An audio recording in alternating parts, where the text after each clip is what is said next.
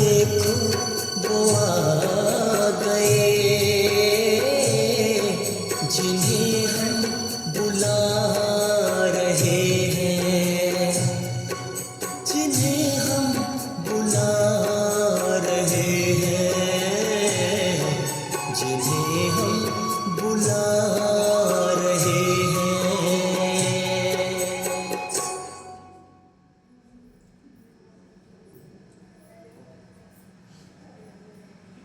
शांति।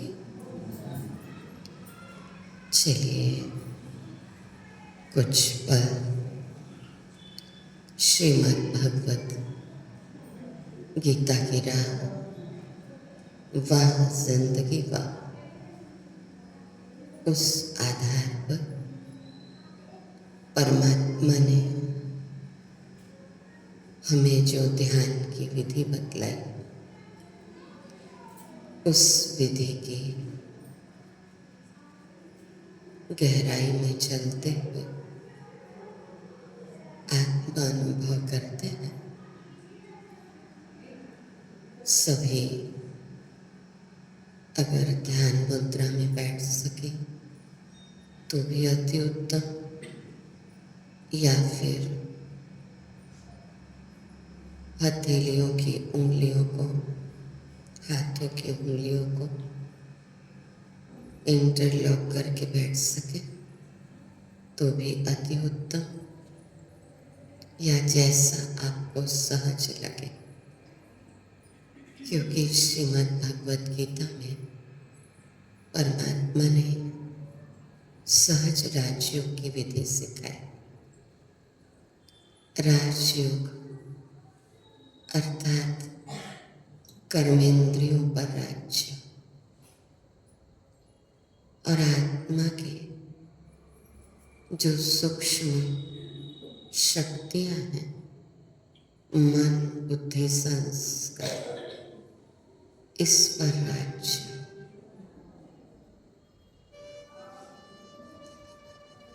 तो स्वतः ही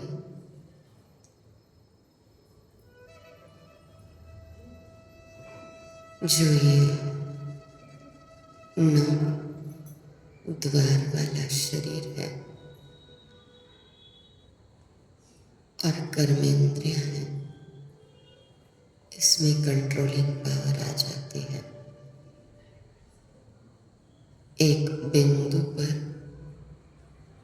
ध्यान को केंद्रित कर लीजिए।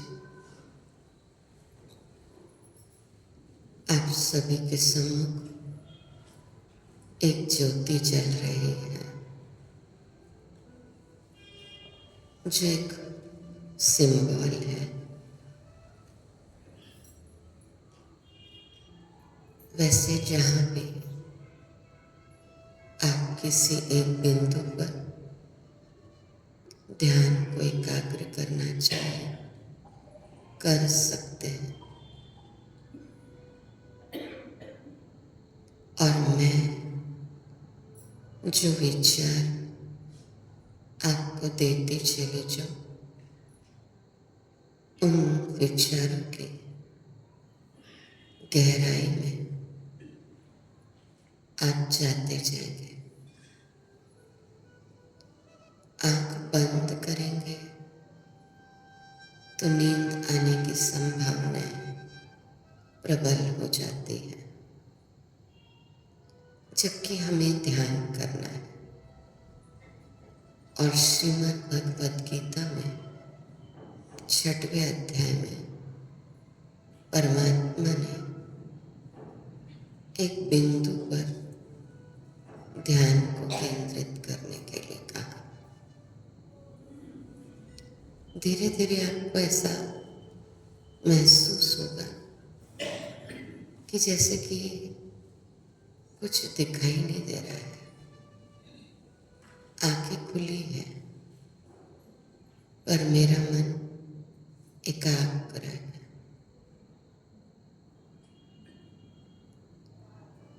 और मैं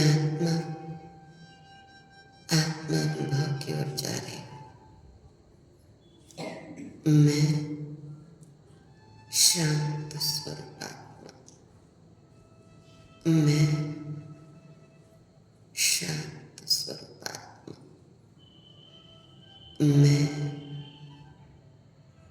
शांत स्वरूपात्मा,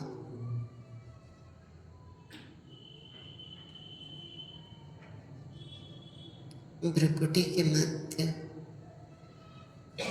मेरा निवास स्थान। मैं आत्मा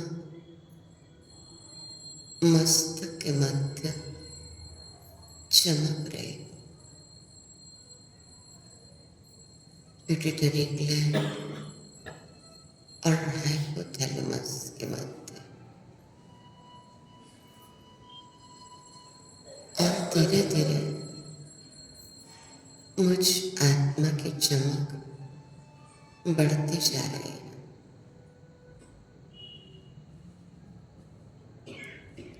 और पूरा शरीर प्रकाशवान हो चुका है। प्रकाशमय, प्रकाशमय। दाहिना हाथ शांत, बायां हाथ शांत, दाहिना पैर शांत, बायां पैर शांत। पूरा शरीर शांत है, प्रकाशवान है।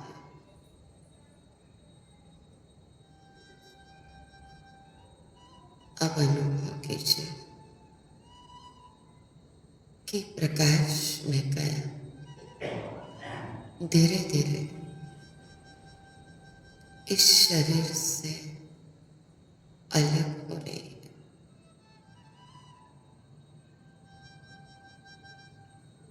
इस शरीर से बाहर निकलकर इस शरीर को देखिए, कितना शांत लग रहा है।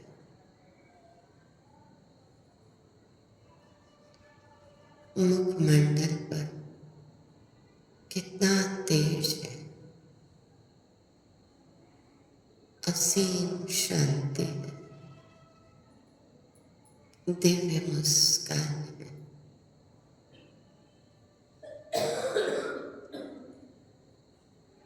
प्रकाश में गया इस हॉल से धीरे धीरे बाहर निकल रही है। मैं दिव्य दृष्टि से, दिव्य नेत्र से स्वयं स्वयं को देख रही हूँ। खुला आसमान, पश्चिम दिशा की ओर सूर्य की लालिमा, मेरे 2 पंख लग गए और मैंने उड़ना शुरू किया।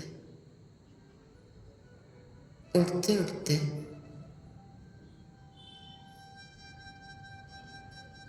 मैं एक समुद्र के किनारे पहुंच जाती। मंद मंद हवा चल रही है, समुद्र की लहरें मेरे पैरों को स्पर्श कर वापस लौट रही है। लहरें आ रही हैं, जा रही हैं। मैं शांत हूँ। धीरे धीरे समुद्र की गहराई में जा रही हूँ। शांति की गहराई, शक्ति की गहराई, आनंद की गहराई। इस गहराई में अनुभव कीजिए कि मैं शांत स्वरूप आत्मा, मैं शांत स्वरूप आत्मा, मैं शांत स्वरूप आत्मा।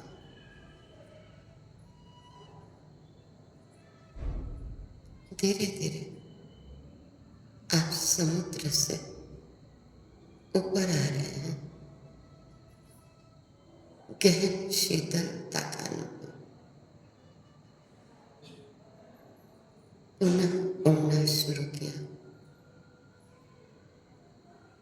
पर्वत, जंगल,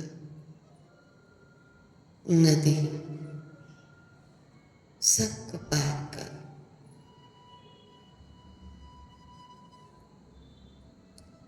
एक झील के किनारे पहुंच जाते हैं। सुंदर कमल पुष्प खिले हुए, पंछी उड़ रहे हैं। एक नृत्य करता हुआ मयूर, हिरणों के झुंड दौड़ रहे हैं।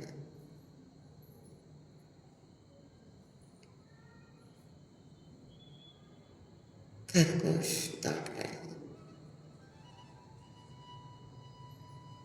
पास से एक शिव मंदिर, घंटा ध्वनि हो रही है, मंत्रोच्चारण हो रहा है। आप धीरे धीरे मंदिर की सीढ़ियां चढ़ रहे हैं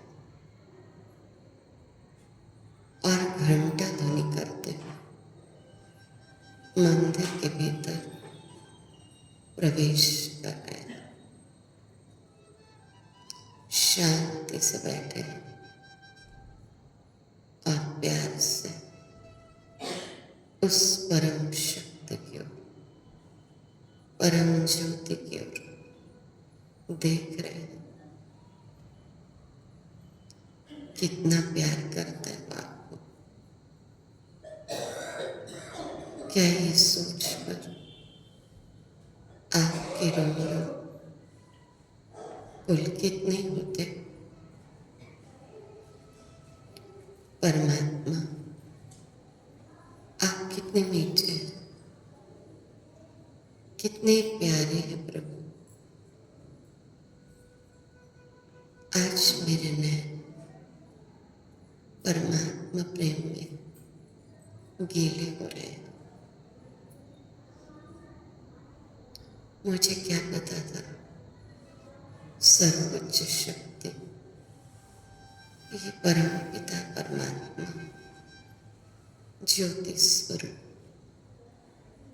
जो रूप में बिंदु और गुणों में सिंधु के समान है, यही मेरे पिता है। परमात्मा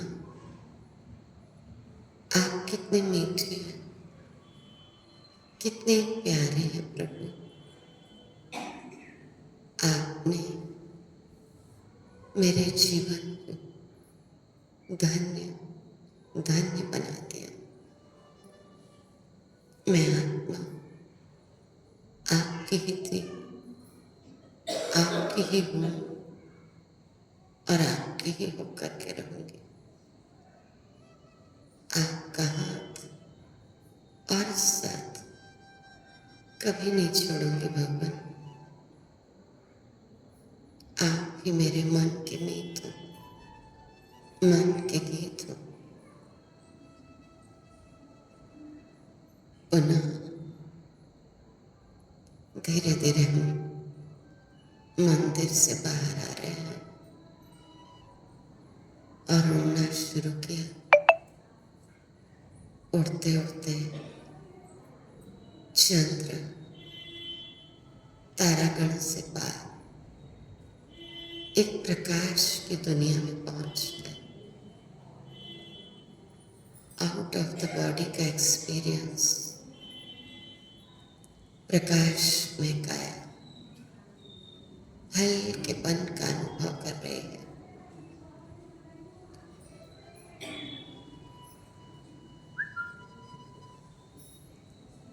जैसे कि रूई की भांति हल्केपन का एहसास हो रहा है। अब प्रकाश में काया से ज्योति बिंदु आत्मा धीरे धीरे अलग हो रही है और आत्मा होते होते अपने घर परम धाम पहुंच गई। सुनहरा लाल प्रकाश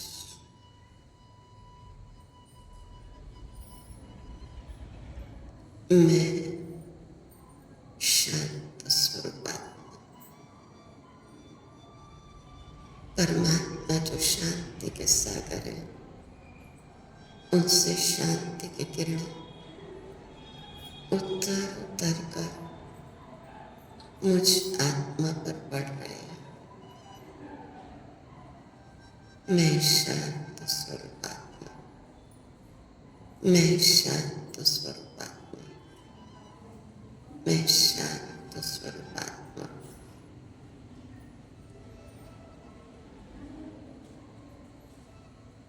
पुनः आत्मा धीरे धीरे नीचे उतर रही है। प्रकाश में काया में प्रवेश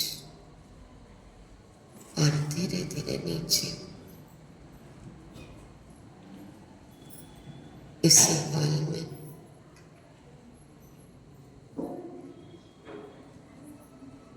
स्थूल काया तो यही थी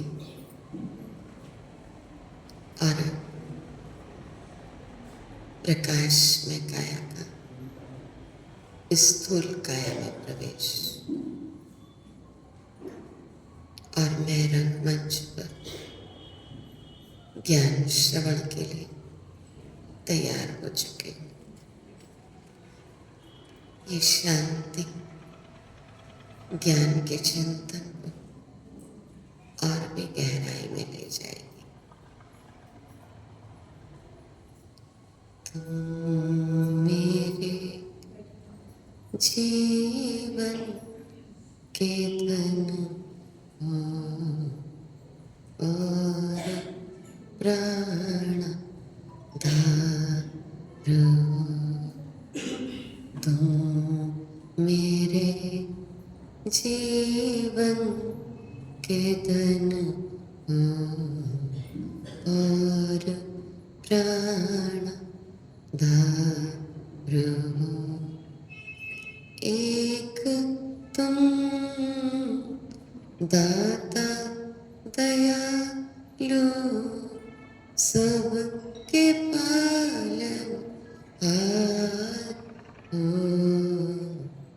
तुम मेरे जीवन के धन हो और प्राण धार हो। जब रहे तेरा नाम पंछी गीत गाते है पवन। जब रहे तेरा नाम पंछी गीत गाते है पवन। रंग रहे रंगों से जग को अजब रचना कार हो। तुम मेरे जीवन के धन हो और प्राण धार हो। परमात्मा साथ का अनुभव करते हुए आज हम सभी ज्ञान श्रवण के लिए तैयार हैं। शांति शांति शांति। ओम शांति ओम शांति ओम शांति।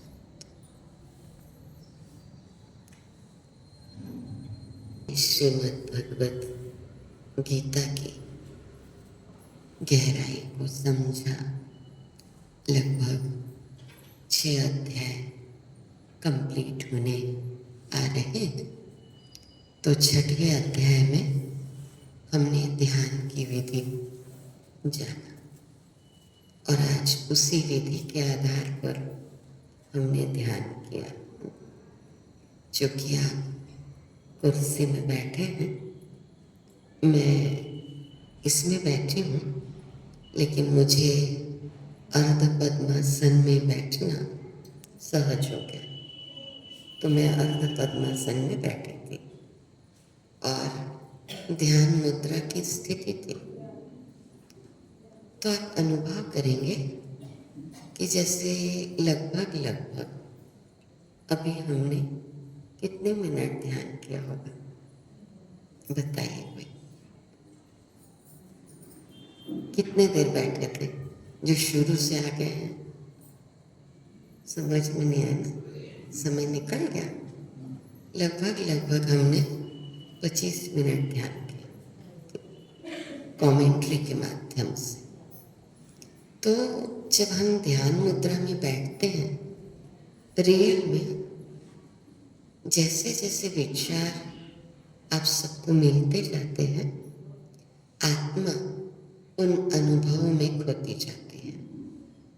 ब्रह्मा कुमारीज में ब्रह्म मुहूर्त अमृत बेले का तो महत्व है, और 6वें अध्याय में प्रातः काल और नुमा शाम की बेला का महत्व बताया गया। तो हमारे सभी सेवा केंद्रों में बहनें प्रातः काल और शाम की बेला में ध्यान का अभ्यास करती हैं, और विशेष ये समय होता है ध्यान का 6:30 से 7:30 का, और बहुत अच्छी अनुभूति की ओर हम चलते हैं। तो ध्यान के लिए प्रैक्टिस की आवश्यकता होती है थोड़ी। हर बात के लिए प्रैक्टिस चाहिए ना। एक छोटे बच्चे को भी अ अनार का लिखना होता है, तो उसके लिए उसको बिंदु के आधार पर प्रैक्टिस तो करवाते हैं। तो जैसे एक उदाहरण आता है अर्जुन और भीम का, कि एक बार अर्जुन की रात को नींद खुली तो उसे भीम नहीं दिखाई दिया। तो पूरा सर्च किया कि भीम कहाँ है।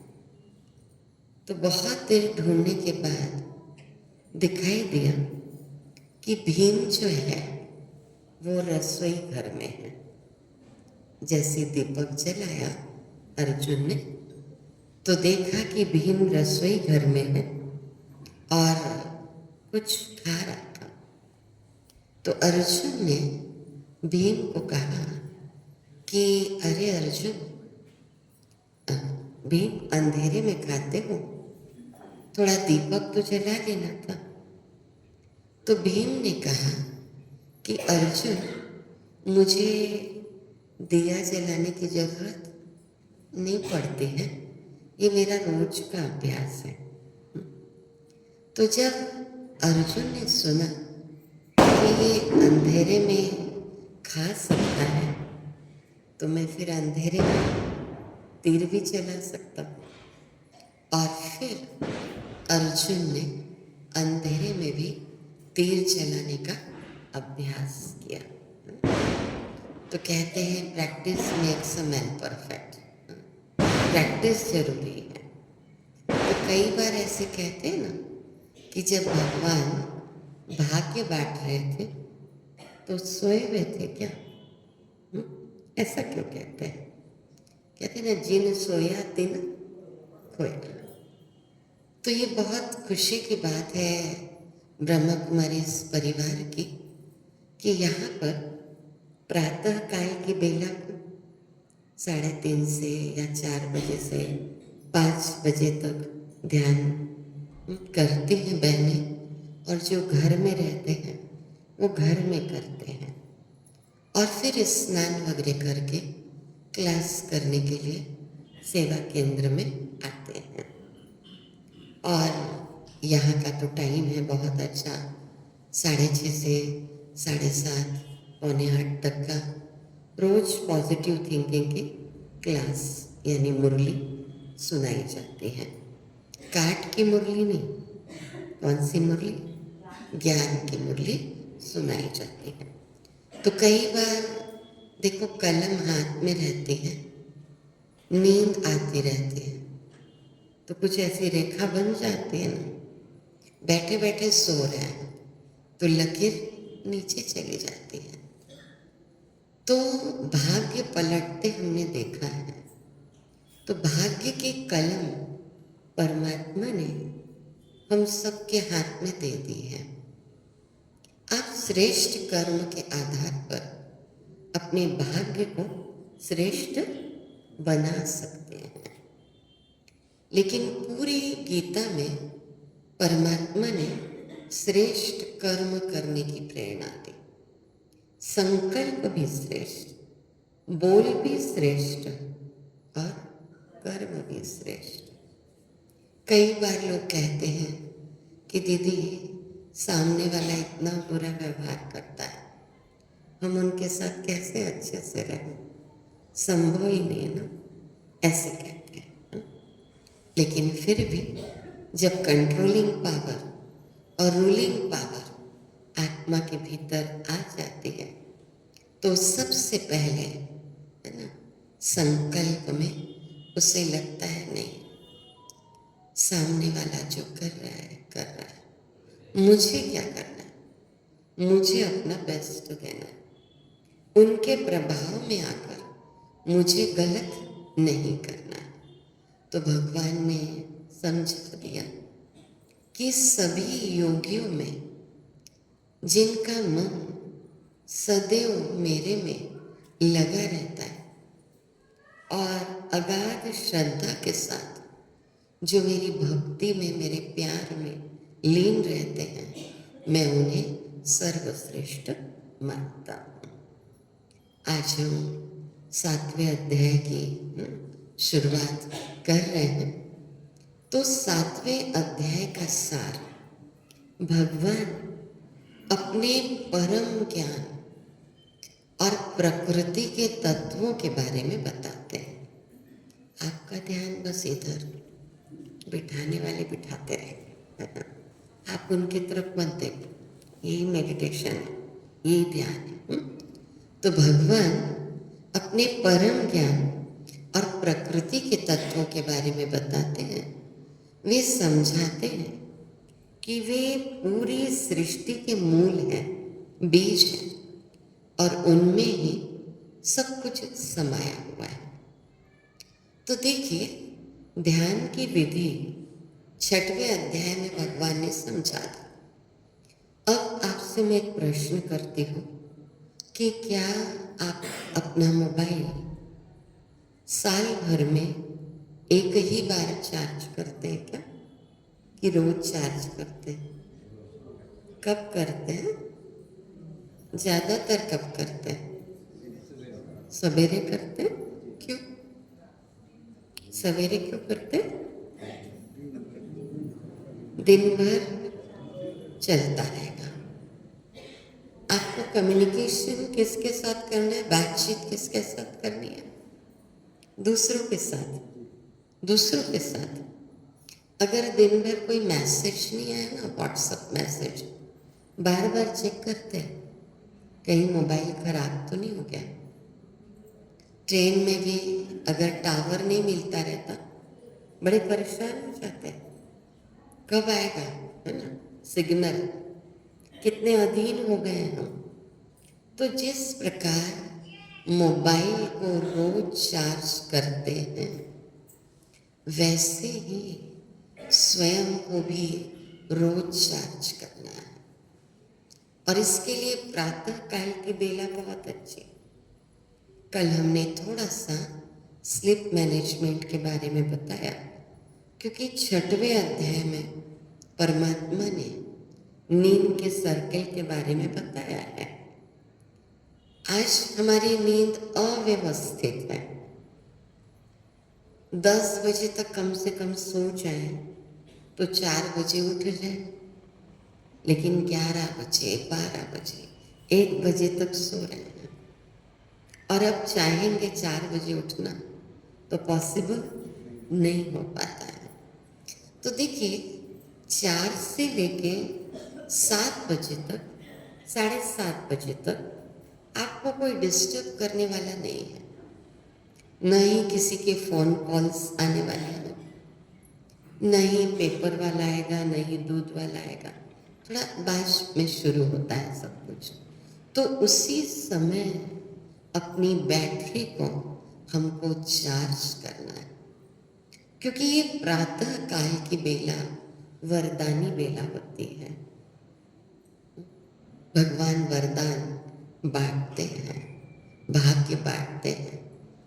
तो देखिए, शार्प कुल्हाड़ी जो रहेगी वो कम समय में, कम मेहनत में ज़्यादा आउटपुट देगी, और जो ब्लंट जंक लगी हुई कुल्हाड़ी रहेगी ना, वो ज़्यादा वक्त में, ज़्यादा मेहनत में कम आउटपुट देगी। तो अपने आप को भी तो शार्प करना जरूरी है ना। तो श्रीमद् भगवत गीता में 6 अध्याय के 3 षटक लिए गए हैं। तो हमने पहला षटक समाप्त किया, 6 अध्याय है ना, जिसमें कर्म योग, भक्ति योग, ज्ञान योग, संन्यास योग के बारे में था। तो आज कुछ नए चेहरे भी दिख रहे हैं मुझे। तो सबसे पहली प्रस्तावना थी, थोड़ा 2 मिनट में रिपीट करते हुए आगे बढ़ती हूँ। उसमें अर्जुन का विषाद योग था। दूसरे अध्याय में सांख्य योग, ज्ञान योग की पूरी बातें थी, स्थिर बुद्धि की बातें थी। तीसरे अध्याय में कर्म योग की बातें थी कि कर्म नहीं छोड़ना है, बेस्ट देना है, लेकिन कर्म में योग शामिल हो।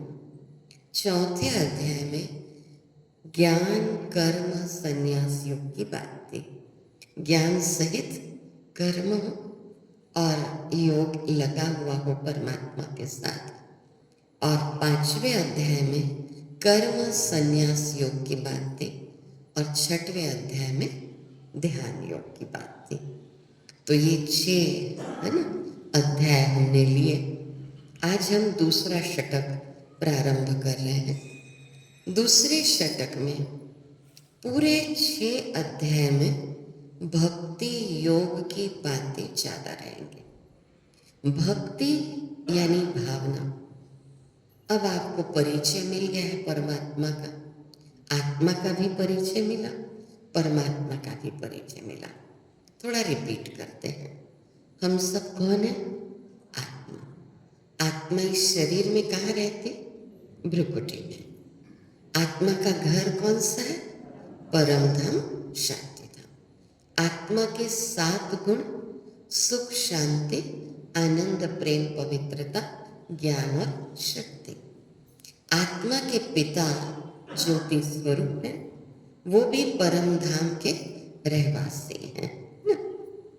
और अपने को आत्मा समझते हैं, हमें परमात्मा को याद करना है। देव देव महादेव सर्व आत्माओं के पिता ज्योति स्वरूप है, जिन्हें ब्रह्मा कुमारी इसमें जो ऊपर ज्योति जल रही है तो प्यार से शिव बाबा कहते हैं, और वैसे 12 ज्योतिर्लिंग का बड़ा महत्व है। तो अब भक्ति की बात करते हैं। ज्ञान भी चाहिए, विज्ञान भी चाहिए, यानी योग भी चाहिए। फिर अक्षर ब्रह्म योग, राज विद्या, राज गुह्य योग, राजयोग की बातें हैं। विभूति योग, विश्व रूप दर्शन योग और भक्ति योग। तो ये 6 अध्याय में अब आगे ये बातें चलेंगी।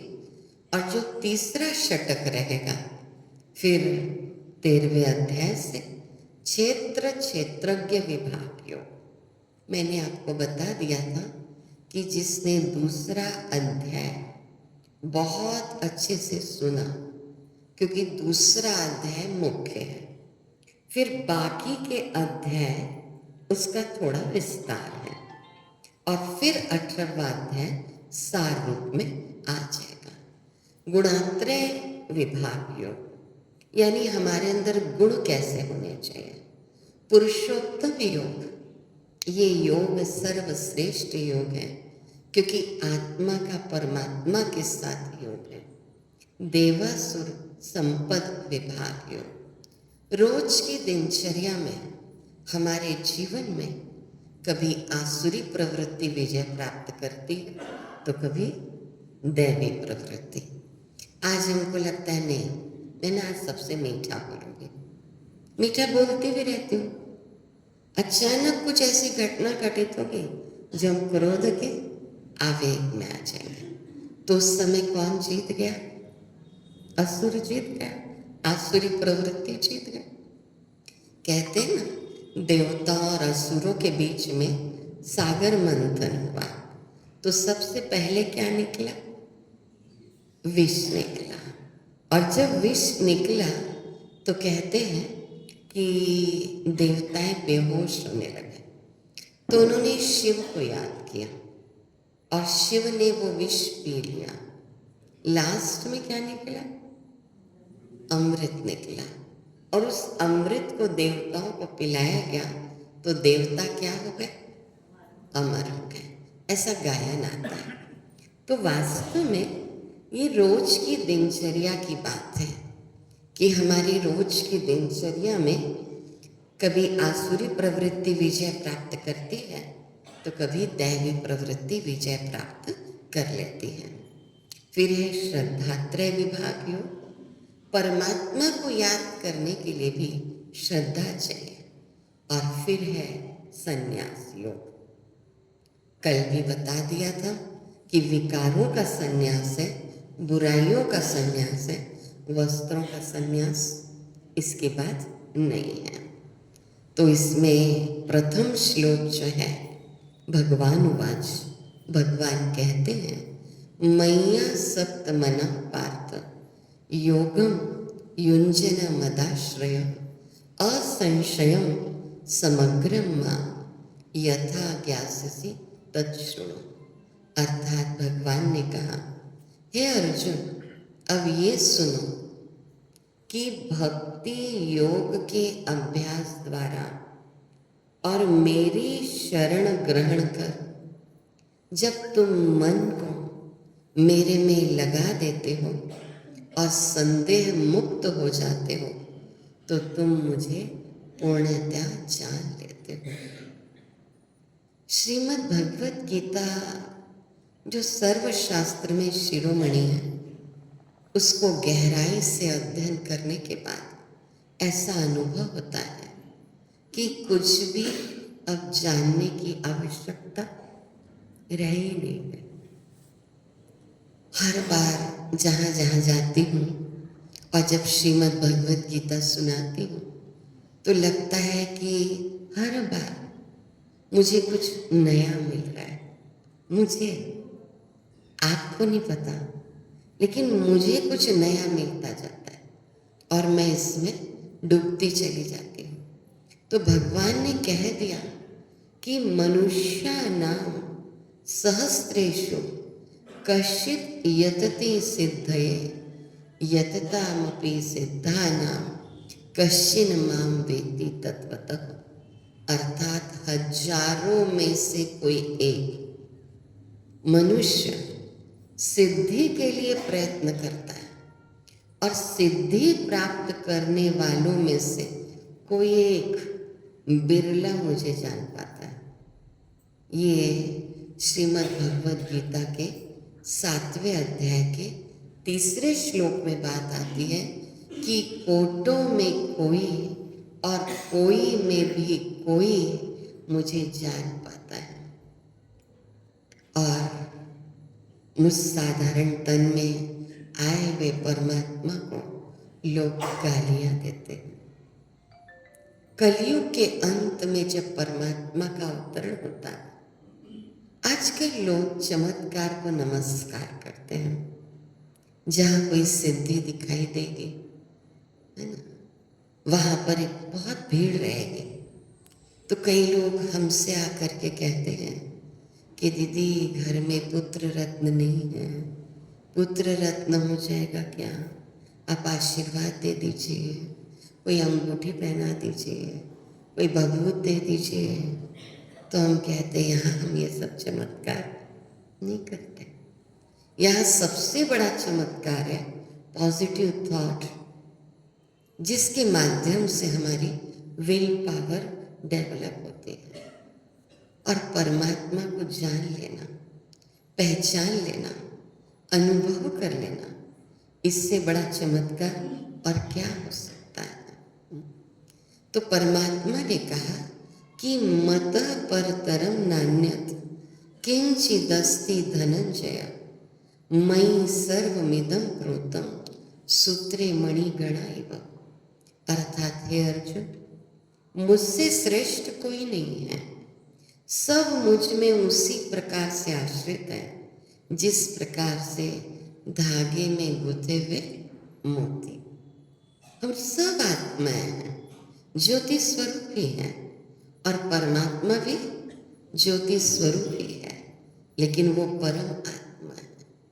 तो भगवान ने कहा बीजम माम सर्वभूतानां विद्धि पार्थ सनातनम बुद्धिर बुद्धिमतास्मि तेजस तेजस्विनम अहम। अर्थात हे अर्जुन, ये समझो कि सभी प्राणियों का आदि बीज मैं हूँ, और मैं बुद्धिमानों की बुद्धि और तेजस्वियों का तेज हूँ। बुद्धिमानों की बुद्धि और तेजस्वियों का तेज हूँ। बहुत अच्छी बात आती है। कोई मुझसे आके पूछता है ना कि दीदी हमारे घर में ये प्रॉब्लम चल रही है, तो आप बताइए ना। कई बार कोई पति पत्नी के रिलेशन को लेकर आते हैं कि दीदी छोड़ दूं क्या, मैं तलाक ले लूं क्या। तो मैं कहती हूँ शादी आपने की है, नहीं, छोड़ना ना छोड़ना आपकी मर्जी। भगवान ने स्पष्ट कहा है कि ये युद्ध भी तुम्हारा है अर्जुन, और ये युद्ध का परिणाम भी तुम्हारा है। तुम सोचो कि मैं युद्ध करूंगा तो ऐसा होने वाला नहीं है। परमात्मा ने विवेक दिया है और हर एक को स्वतंत्रता है कि क्या करना है क्या नहीं करना है।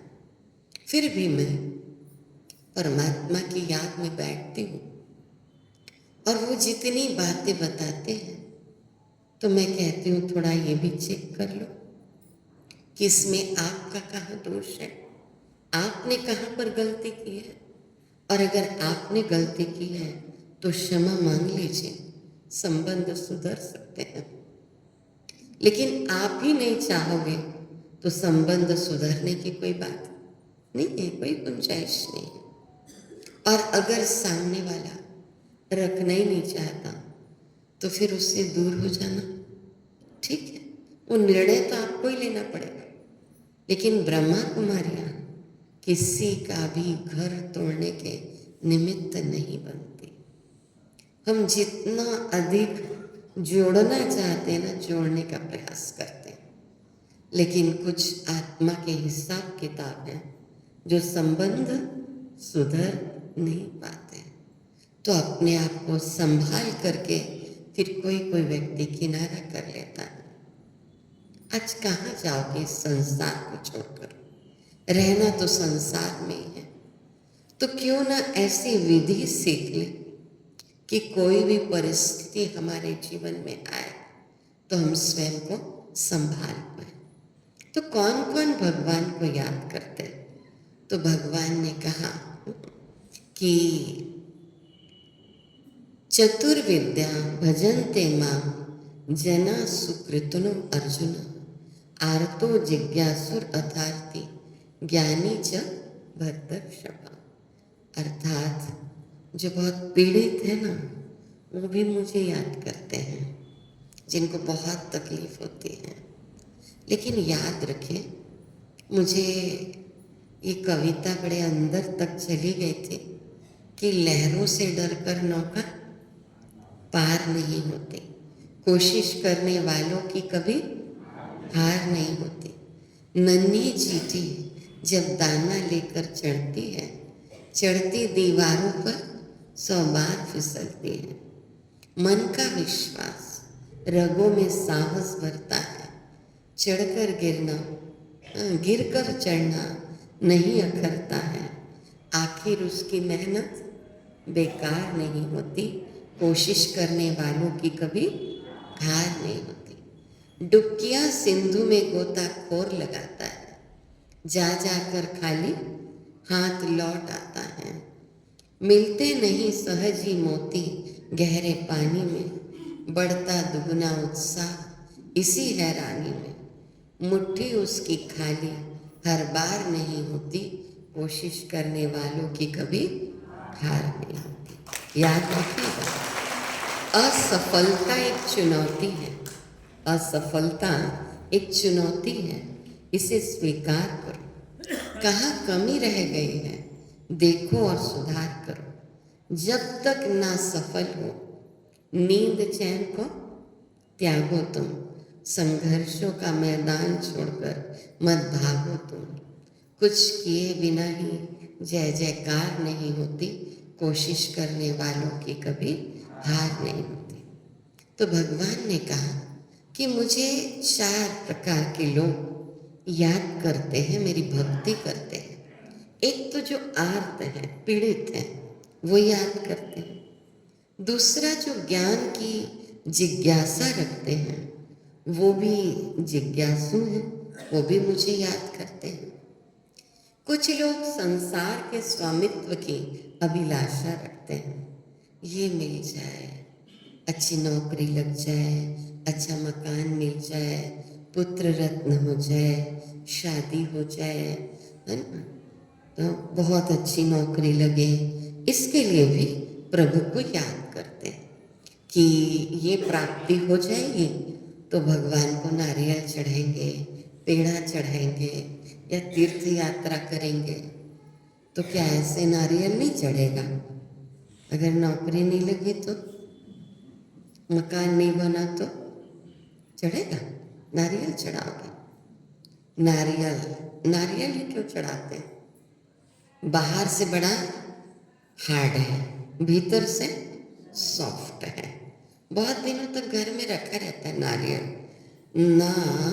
रियल, आजकल रियलिटी नहीं रही हमारे अंदर, बाहर का शो बहुत ज़्यादा है। आम कैसे रहता है? बाहर से सॉफ्ट, भीतर से हार्ड।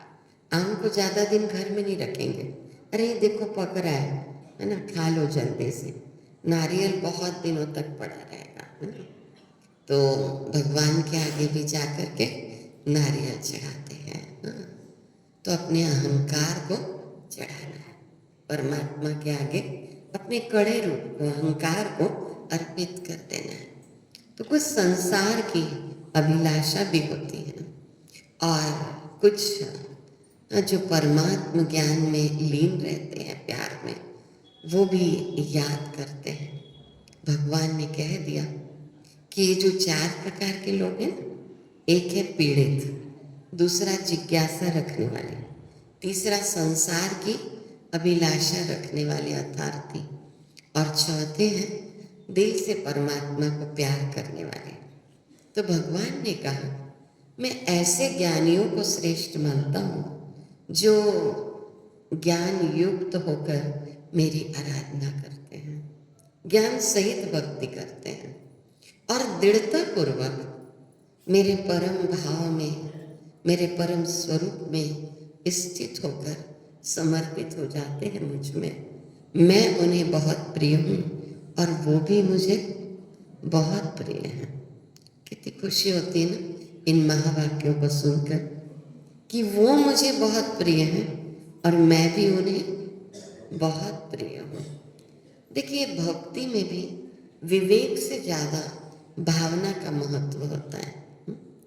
आपने शायद दृष्टांत सुना होगा कि एक छोटा बच्चा गौवे चराता था और जब उसकी गौवे चरती रहती थी तो वो भगवान से बड़ी मीठी मीठी बातें करता था कि भगवान मेरी गाय चर रही है, मैं भी खाली बैठा हुआ हूँ, तुम भी खाली ही बैठे होंगे, हम सबको यहाँ भेज दिया है तो क्या कर रहे होंगे, वहाँ खाली ही बैठे होंगे, जरा आ जाओ, हाँ तुम आ जाओ, जरा बात करते हैं। तो प्यार से तू करके बात करता था। तो वहाँ से एक पंडित जी गुजरे, तो पंडित जी ने पूछा क्या कर रहे हो? तो कहा मैं भगवान को याद कर रहा हूँ, मैं उनसे रोज ऐसी बात करता हूँ। तो पंडित जी थे ज्ञानी, मंत्र वगैरह सब रटे हुए थे। तो पंडित जी ने कहा ऐसे तू करके नहीं बात करते भगवान से। तो कहा कैसे याद करते हैं, कैसे करूं? तो कहा देखो मैं मंत्र रटवा रहा हूँ। और बच्चा भी बड़ा शार्प माइंडेड था, तो पंडित जी ने कुछ मंत्र रटवाए और बच्चे को रट गया बहुत जल्दी मंत्र। कहा ऐसे याद करना। पंडित जी चले गए। अब जब पंडित जी घर पहुंचे, पूजा कक्ष में पहुंचे, तो भगवान से कहा कि मैंने आज बड़ा पुण्य का काम किया है। एक बच्चा आपसे बात करना नहीं जानता था, मैंने उसको बात करना सिखा दिया। तो आकाशवाणी हुई, ऐसे कहानी आती कि तुमने घोर पाप किया। वो बच्चा रोज मेरे से तरह तरीके से बात करता था, वैरायटी तरीके से। अब वही रटा रटाया बोलता रहेगा। तो बताए ना कि मंत्र है, प्रार्थना है, बहुत अच्छा है। कुछ नहीं करते हैं तो कुछ नहीं करने से कुछ करना अच्छा है। लेकिन हमने कहा था कि कब तक नर्सरी में बैठे रहोगे? नर्सरी से KG 1 में आओ, KG 1 से KG 2 में आओ, थोड़ा आगे तो बढ़ो ना। तो देखिए मेडिटेशन एक अलग प्रोसेस है, 2 वे कम्युनिकेशन है। प्रार्थना है, मंत्र है, या श्वासों की तरफ ध्यान है। कई तरीके से लोग ऐसे ध्यान करने का प्रयास करते हैं या विचारों का दमन कर लेते हैं। लेकिन नहीं, कोई कहते हैं अच्छा दीदी 7 दिन के बाद क्या होगा? तो हमने कहा 7 दिन के बाद आपका बेसिक कोर्स होगा। फिर क्या होगा? फिर हमने कहा एडवांस कोर्स होगा। फिर क्या होगा? तो हमने कहा बियॉन्ड द एडवांस कोर्स होगा। उसके आगे तो जाएंगे ना। फिर हम आए तब तक आप 5th क्लास में पहुंच जाएंगे, तो हमको भी अच्छा लगेगा कि आप गहराई से समझ गए। तो मंत्र माना क्या? मन को त्राण देने वाला शब्द। अब जैसे कई बार हमने दादी को भी देखा है ऐसे मंत्र जप रहे हैं, फिर कहेंगे अच्छा वो गैस में दूध रखा हुआ है ना, थोड़ा देख लेना। फिर मंत्र का जाप, अरे देखो कोई आया क्या। तो बुद्धि का भटकाव तो होता है, लेकिन ध्यान में एक जागृति भी बनी हुई है और साइलेंस में जा रहे हैं। और एक मौन में परमात्मा के साथ वार्तालाप शुरू हो जाता है। तो कोई कहेगा कि ऐसे वार्तालाप कैसे होगा मौन में? बातचीत करने के लिए तो मुख खोलना ही पड़ता है। तो आपने वो गीत सुना होगा ना कि आंखों ही आंखों में इशारा हो गया, बैठे बैठे जीने का सहारा हो गया। अब कोई मान लीजिए कभी कोई गंदी दृष्टि से देखा, तो हम अपनी फ्रेंड को कहते हैं कि देखो उसकी दृष्टि है ना ठीक नहीं थी। तो दोस्त कहेगी तुमको कैसे पता चला? तो हम कहेंगे नहीं, मुझे वाइब्रेशन आ गया उसके कि उसकी दृष्टि ठीक नहीं थी। तो ये भी तो मौन में ही हुआ, साइलेंस में ही हुआ। ऐसे परमात्मा के प्यार में जब खोते हैं, धीरे धीरे धीरे धीरे ऐसे डूब गए कि एक आवाज सुनाई दी कि बच्चे तुम चिंता नहीं करो, मैं हूं ना, मैं 1000 भुजाओं के साथ तुम्हारे साथ हूँ, तुम्हारे साथ। मुझे बड़ा मजा आता है जब आपके बीच आके 2 घंटा बैठती हूँ ना, तो मेरी परमात्मा के साथ बातचीत चलती रहती है, ऐसा मुझे अनुभव होता है। और उस बातचीत में मैं खोती चली जाती हूँ। मुझे खिंचाव होता है कि नहीं, आज परमात्मा मेरे मुख से क्या बुलवाएंगे, कुछ सोच के नहीं आना है, क्योंकि बस हम उन्हें याद करते हैं, हमारे सोचने का भी कार्य वही करते हैं। तो वो है ना कि करते हो तुम कन्हैया मेरा नाम हो रहा है, मुझे याद करके तो देख, तुझे इस विश्व में रोशन न कर दूँ तो कहना, तू मेरे लिए खर्च करके तो देख, तेरे लिए कुबेर के भंडार न खोल दूँ तो कहना। बस बात अंदर जैसे कि बैठ गई।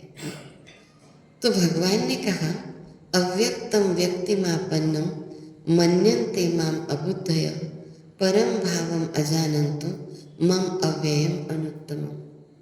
बहुत स्पष्ट है 7वें अध्याय के 24वें श्लोक में कि बुद्धिहीन मनुष्य सोचते हैं कि मैं साकार था फिर निराकार हुआ हूँ, या मैं निराकार था फिर मैंने साकार शरीर धारण किया है।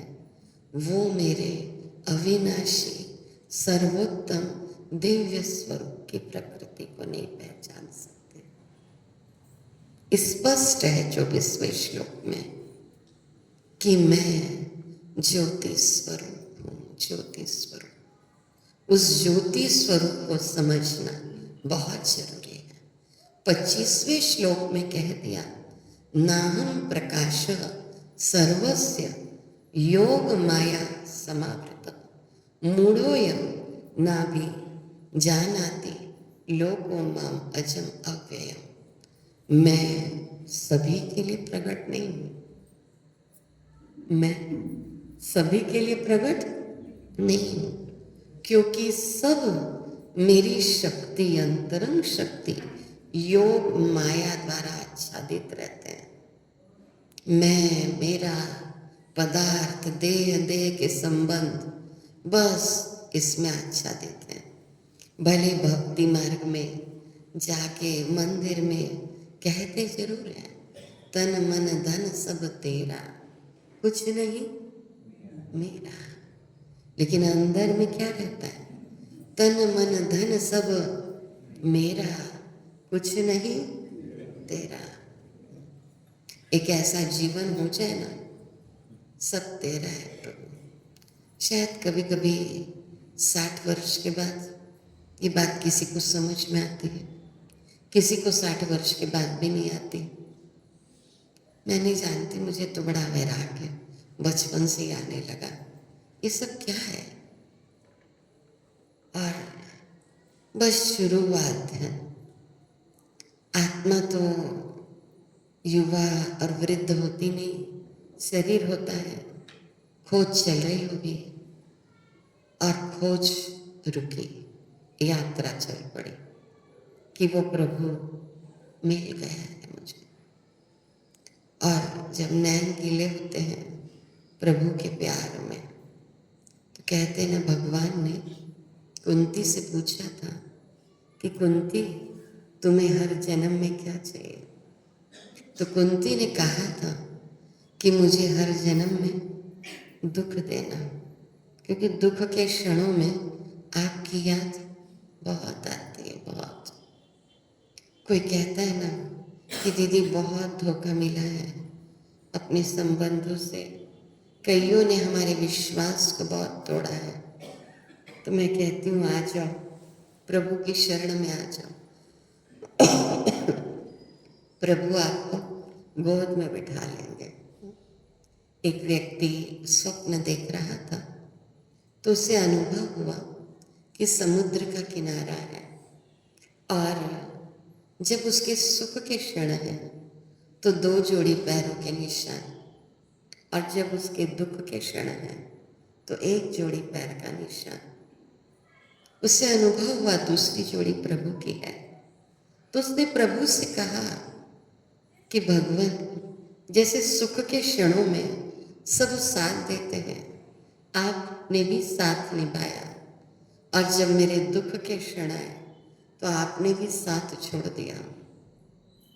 एक ही जोड़ी पैर का निशान दिखाई दे रहा है। तो प्रभु ने कहा, नहीं बच्चे, उस समय मैं तुम्हारे बहुत पास था, बहुत पास। तो उस व्यक्ति ने कहा, कहाँ? एक ही जोड़ी पैर का निशान दिखाई दे रहा है। तो भगवान ने कहा कि मैंने तुमको अपनी उस समय गोद में उठा लिया था, इसलिए वो मेरे पैरों के निशान है, तो तुम्हारे पैरों के निशान नहीं है। तो हम सभी भी ये अनुभव करते हैं। मुझे अच्छा लगने लगा, दुख भी अच्छा लगने लगा, धोखा भी अच्छा लगने लगा, क्योंकि मैं और प्रभु के करीब आती चली गई। सबको प्यार बांटना है, प्यार बांटना है, लेकिन कोई मेरा साथ ही नहीं है। कभी कभी मैं देखती हूँ, कितना भी अपना कोई प्यारा हो, वो देह त्यागता है, सुबह अंतिम संस्कार होता है, फिर पेट का सवाल आ जाता है, रात को फिर भोजन ग्रहण कर लेते हैं। मुझे लगता है इतना भी तो दर्द नहीं हुआ कि जो थोड़े देर के लिए या एक दिन के लिए ही भूखे रह पाए, ऐसा भी तो नहीं हुआ। और धीरे धीरे समय और परमात्मा बहुत बड़ी ताकत है। इधर बैठ जाओ माता जी, ये देखो जगह खाली, इधर बैठ जाओ।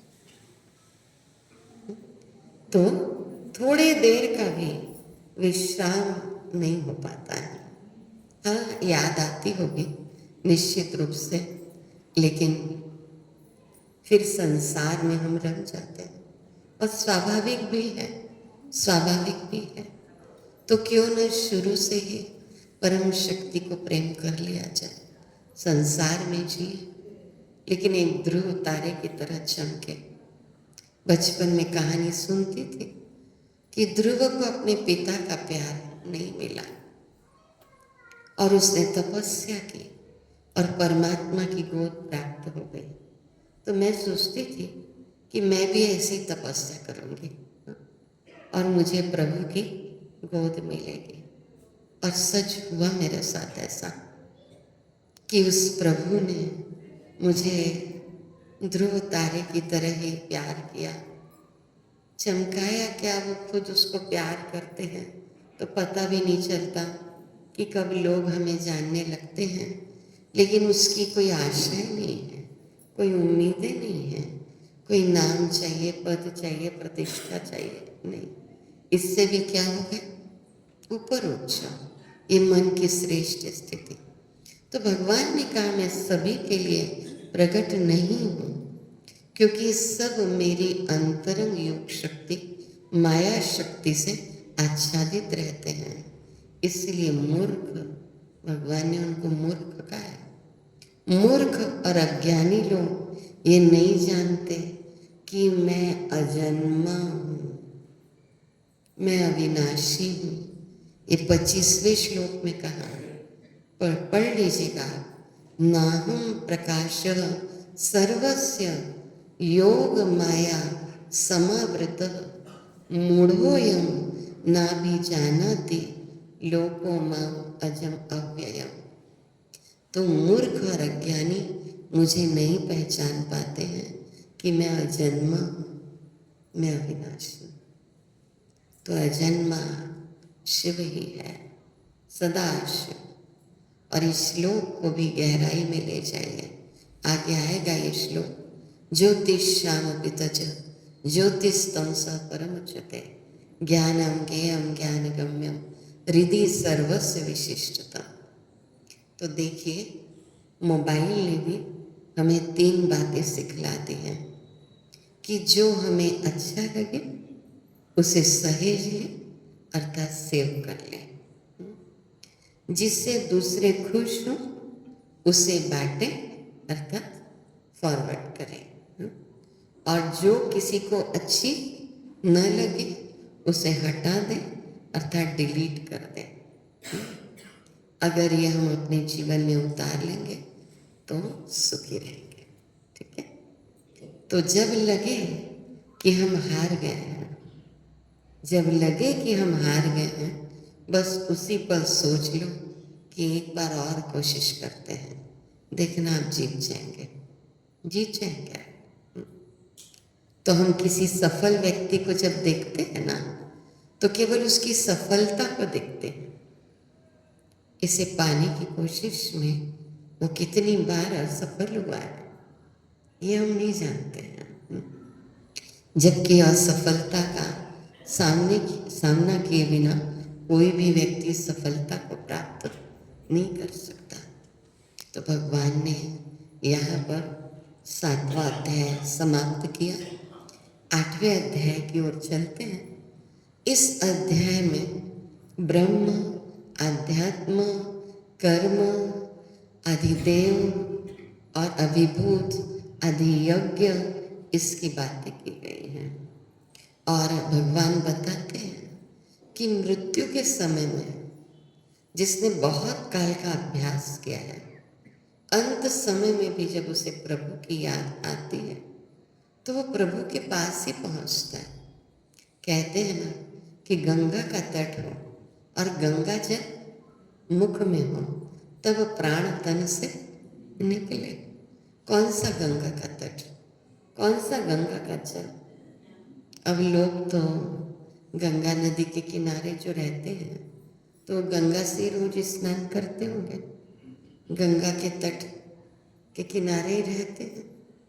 फिर वैसे तो रोज पाप करो खूब और रोज गंगा में डुबकी लगा के आ जाओ, पाप धुलते चले जाएंगे।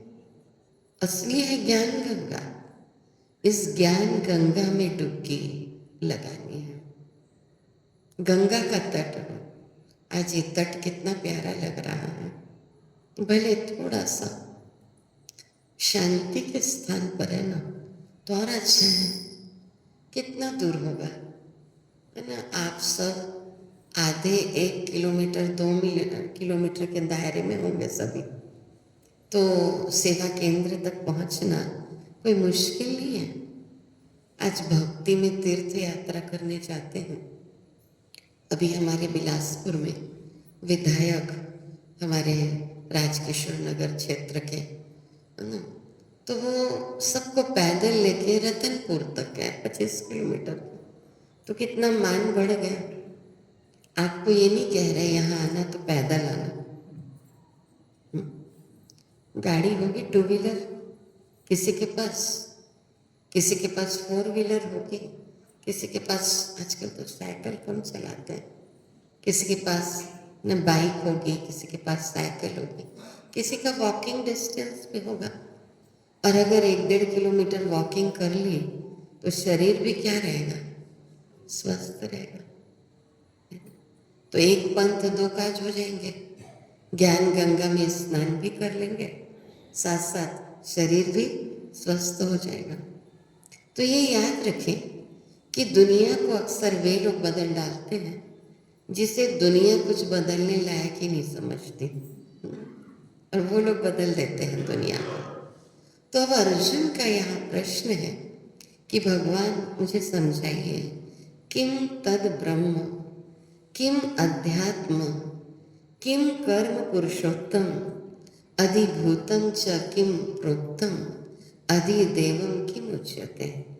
पूछा अर्जुन ने कि ब्रह्म तत्व क्या है, आध्यात्म क्या है, कर्म क्या है, आदिदेव कौन है? हे मधुसूदन, यज्ञ क्या है, और ये अधियज्ञ शरीर में कैसे रहता है? पूरा डिटेल चल रहा है दूसरे अध्याय का, ध्यान दीजिएगा। थोड़े से शब्दों में परिवर्तन हुआ है। आत्मा को सोल भी कहते हैं, बीइंग भी कहते हैं, एनर्जी भी कहते हैं, चेतना भी कहते हैं। तो आज नाम आ रहा है अधियज्ञ। तो हे प्रभु मुझे बताइए कि आपकी भक्ति में लीन रहने वाले मनुष्य की मृत्यु के समय में स्थिति कैसे होती है? क्योंकि बहुत काल का पुरुषार्थ करते हैं, और क्या मृत्यु के समय वो आपको जान पाते हैं?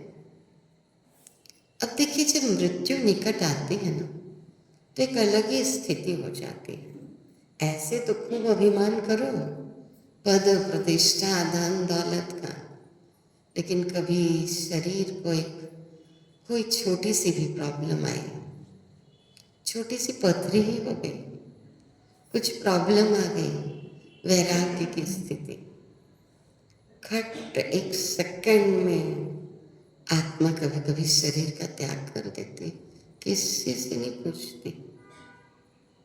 तो क्यों ना बहुत काल का अभ्यास करें परमात्मा को याद करने का, ताकि मृत्यु के समय भी उनकी याद आए। जिसको ज़्यादा याद करेंगे वही याद आएगा। बाल बच्चों को, फैशन को, है ना, धन दौलत को, जिसको याद करोगे ज़्यादा वही याद आएगा। तो भगवान समझा रहे हैं, बहुत अच्छा श्लोक है। कविं पुराणम अनुशासितारम अणुरणीयासम अनुस्मरेद्य सर्वस्य दातारम अचिन्त्य रूपम आदित्यवर्णम तम सपरस्तात्। तो जो सर्वज्ञ है, समस्त संसार पर शासन करने वाला है, सूक्ष्म से सूक्ष्म है और अज्ञान से परे है, सूर्य की तरह प्रकाशवान है, ऐसे अचिंत्य स्वरूप का चिंतन अब भीतर होना शुरू हो गया है।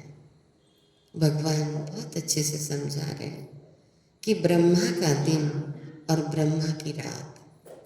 अब समझ जाइए, सतयुग और त्रेता युग है ब्रह्मा का दिन, और द्वापर और कलयुग है ब्रह्मा की रात।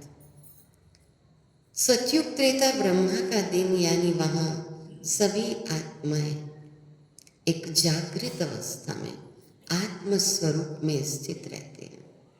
इसलिए कहते हैं विष्णु की नाभि से ब्रह्मा निकला, ब्रह्मा सो विष्णु, विष्णु सो ब्रह्मा। और जब द्वापर और कलयुग यानी एक रात की अवस्था, अज्ञान की रात, विकारों की रात की अवस्था, जिसमें हम सोए रहते हैं। कैसे सोए रहते हैं? विकारों की नींद में। एक बहुत अच्छा गीत है, नींद से भी उठाकर थी भेजी खबर, तुम रंगीन सपनों में सोए रहे। ये समय चल रहा है सारंगढ़ के भाई बहनों के लिए, कुछ तो नियमित है, कुछ संबंध संपर्क में है, कुछ प्रोग्राम में आते हैं।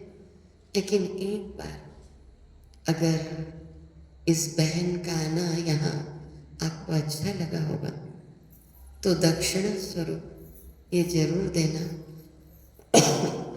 कि कम से कम 1 महीने आप लगातार आके देखिए, आपका जीवन बदल जाएगा। तो ब्रह्मा के दिन के समय में परम धाम से आत्मा उतरती है, यानी सतयुग में। जिन्होंने उसके पहले युग में, पुरुषोत्तम संगम युग में अपने जीवन को दिव्य बनाया है, दिव्य बनाने के बाद वो परम धाम जाती हैं और उसके बाद सतयुग में उतरती हैं, त्रेता युग में उतरती हैं। और उसके बाद जब ब्रह्मा की रात पूरी होती है तो पुनः परम शक्ति परमात्मा का अवतरण पुरुषोत्तम संगम युग में होता है। फिर सभी जीवात्माएं वापस कहाँ जाती हैं? परम धाम जाती हैं। तो पुनः प्रकट होने के लिए वो विलीन हो जाती हैं। विलीन माना अस्तित्व में आत्मा, इसका कभी समाप्त नहीं होता। तो भगवान ने व्यक्त और अव्यक्त की बात समझाई है इसमें। व्यक्त मानी ये साकारी शरीर, और अव्यक्त स्वरूप यानी आत्मा का ज्योति बिंदु स्वरूप और हमारे शरीर का एक प्रकाश स्वरूप। आज जो शुरू से आ गया था उसको आज हम सूक्ष्म वतन ले गए थे, फिर परम धाम गए थे। अभी लास्ट में भी हम 5 मिनट वैसे मेडिटेशन करेंगे। लेकिन भगवान ने 20वें श्लोक में स्पष्ट कहा कि आत्मा की सत्ता का कभी भी विनाश नहीं होता। अव्यक्तो अक्षर इति युक्त तमाहुः परमां गतिं यम प्राप्य न निवर्तन्ते तद्धामो परमं मम। अर्थात उसी को परम धाम कहा जाता है, मैं वहीं का रहने वाला हूँ। और जो योगी मुझे और अपने धाम परम धाम को जान लेता है, ऐसे योगियों को परम धाम प्राप्त होता है। और है ना, ब्रह्मा के दिन के समय में वो आते हैं, यानी सतयुग और त्रेता युग में उतरते हैं। तो देखिए, नींद और निंदा, क्या अभी कोई सोना नहीं, किसी किसी को नींद आ रही है, थोड़े थके हैं, चलिए ताली बजा लेते हैं। 1 2 1 2 3 1 2 1 2 3 1 2 1 2 3 1 2 1 2 3। लोरी लगती है क्या मैं जब बोलती हूँ तो? हाँ, तो कभी कभी एकदम बढ़िया ऐसे निद्रा देवी का आगमन हो जाता है, तो अलर्ट। तो नींद और निंदा पर जो विजय पा लेते हैं, उनको आगे बढ़ने से कोई रोक नहीं सकता। और ध्यान दीजिए, जो चीज़ आपको चैलेंज करती है वही आपको चेंज करती है। अब हम 9वें अध्याय की शुरुआत करते हैं। भगवान, अब इसको मैं शॉर्ट में ले रही हूँ क्योंकि 6 अध्याय बहुत गहराई को लेकर के थे। फिर 6 अध्याय इसका है ना एक विस्तार थोड़ा चलेगा, क्योंकि कई बातें आपको स्पष्ट होती जा रही। भगवान इस ज्ञान को सबसे गुप्त ज्ञान बता रहे हैं और परम ज्ञान बता रहे हैं। वे अपने और सृष्टि के संबंध में कई बातें उजागर करते हैं और कहते हैं कि सभी प्राणी उन्हीं पर आश्रित हैं, लेकिन वे किसी पर आश्रित नहीं है ना। ध्यान दीजिए, मैं रोज कुछ न कुछ आपको हर अध्याय के बीच में थॉट दे रही हूँ। वो थॉट आपके अंतर मन को टच करेगा। तो जिसकी सोच में आत्मविश्वास की महक है, जिसके इरादों में हौसलों की मिठास है और जिसकी नीयत में सच्चाई का स्वाद है, उसकी पूरी जिंदगी एक महकता हुआ गुलाब है ना। तो भगवान इसमें राजयोग के बारे में राज विद्या राजगुह्यम पवित्रम इदम उत्तमम प्रत्यक्ष अवगमम धर्म सुसुखम कर्तुम अव्ययम। अर्थात ये Rajyoga is the king of all yogas, ये कहा गया। इसमें कर्म योग भी है, भक्ति योग भी है, ज्ञान योग भी है, समत्व योग भी है, हठ योग भी है, बुद्धि योग भी है। सब योग इसमें शामिल है। और इस राजयोग मेडिटेशन का अभ्यास श्रीमद् भगवत गीता में जो योग सिखाया गया, ये राजयोग है, कंट्रोलिंग पावर और रूलिंग पावर। लेकिन भगवान ने इस अध्याय में ये भी कह दिया कि अवजानन्ति मां मूढ़ा मानुषी तनुमाश्रितम परम भावम अजानन्तो मम भूत महेश्वरम। भूत महेश्वर किसको कहा गया? ज्योति को। किसको? महेश्वर किसको कहते हैं? ज्योति स्वरूप को, ज्योति स्वरूप को, परम पिता परमात्मा को। तो जब मैं एक साकारी मनुष्य तन का आधार लेता हूँ, एक तरफ बात आ गई मैं अजन्म हूँ, मैं गर्भ से जन्म नहीं लेता, मुझे बहुत कम लोग पहचान पाते हैं। तो परमात्मा एक साधारण मानव तन का आधार लेते हैं, लेकिन समस्त प्राणी उनको जानने में समर्थ नहीं हो पाते हैं। कुछ समय पहले, लगभग मेरे ख्याल से 25 साल पहले की बात हो, कि मंदिरों में गणेश जी दूध पी रहे थे। कुछ लोगों ने है ना पिलाया भी होगा, किसने किसने पिलाया था, हाथ उठाओ जरा। सब मंदिरों में भीड़ लगी हुई थी, शिवलिंग के आगे भी वो चम्मच में दूध रखते, गणेश जी सब पी रहे थे। कुछ पृथ्वी में ऐसा चेंज आया था जिससे कुछ ऐसी घटना घटित हो रही थी। लेकिन रातों रात क्या 5-10 मिनट के अंदर पूरे विश्व में ये बात फैल गई। अच्छा, जिसने जिसने दूध पिलाया था क्या पावन बन गए? क्या जीवन में परिवर्तन आ गया? क्या क्रोध खत्म हो गया? क्या काम विकार नष्ट हो गया? क्या अहंकार नष्ट हो गया? बताए ना, आजकल लोग चमत्कार को नमस्कार कर रहे हैं, लेकिन सबसे बड़ा चमत्कार परिवर्तन, परिवर्तन, परिवर्तन। जो चीज हमें बार बार परेशान कर रही है, चाहे क्रोध हो, चाहे अहंकार हो, चाहे लोभ हो, चाहे मोह हो, वो अंदर से खत्म हो जाना, तब आत्मा अतीन्द्रिय सुख का अनुभव करे। कई लोग कहते, दीदी हम लोग तो घर में रहते हैं, आप लोग का मोह नष्ट हो सकता है, हमारा कैसे होगा? लेकिन जो भी जिन्होंने एक ऊंचाई प्राप्त की है ना, वो घर गृहस्थ में ही रहे, और गृहस्थ में रहते ये संभव है। आप तो बहुत महान हैं, क्योंकि पूरी श्रीमद् भगवत गीता का ज्ञान गृहस्थियों के लिए है। ताली बजाइए। पूरा गीता का ज्ञान गृहस्थियों के लिए, तो गृहस्थ को नहीं छोड़ना है। तो आपको बता दिया था कि अभी कई भविष्यवाणियां भी हो रही हैं। उन भविष्यवाणियों के अनुसार भी अब सृष्टि परिवर्तन की बेला चल रही है। तो उस पिता को जानना यथार्थ रूपेण बहुत जरूरी है। तो भगवान ने कहा, पिता हमस्य जगतम माता धाता पितामह वेद्यम पवित्रम ओंकारम ऋक्सामय जुरेव च। ध्यान से सुनिए इसको। मैं ही इस जगत का पिता हूँ, मैं ज्योति स्वरूप, मैं ही माँ हूँ, मैं ही पितामह हूँ, मैं ही ओंकार हूँ, मैं ही ऋग्वेद हूँ, मैं ही सामवेद हूँ, और मैं ही यजुर्वेद हूँ। कौन? एक ज्योति है सब दीपों में, सारे जग में नूर एक है। फिर भगवान ने समझाया कि अन्यन्याश्चिन्तयन्तो मां ये जना पर्युपासते तेषां नित्याभियुक्तानां योगक्षेमं वहाम्यहम्।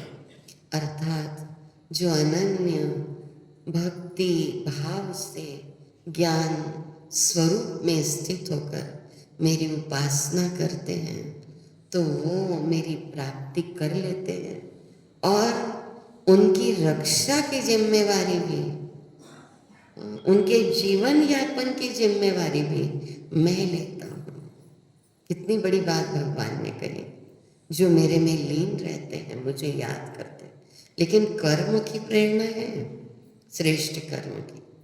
तो भगवान ने कहा कि यान्ति देवव्रता देवान पितृन्यान्ति पितृव्रता भूतानि यान्ति भूतेज्या यान्ति मध्या जिनोऽपि माम्। अर्थात ध्यान से अब उसको सुनिए। जो साकार की उपासना करते हैं उस साकार को प्राप्त होते हैं। जो पितरों की पूजा करते हैं वे पितरों को प्राप्त होते हैं।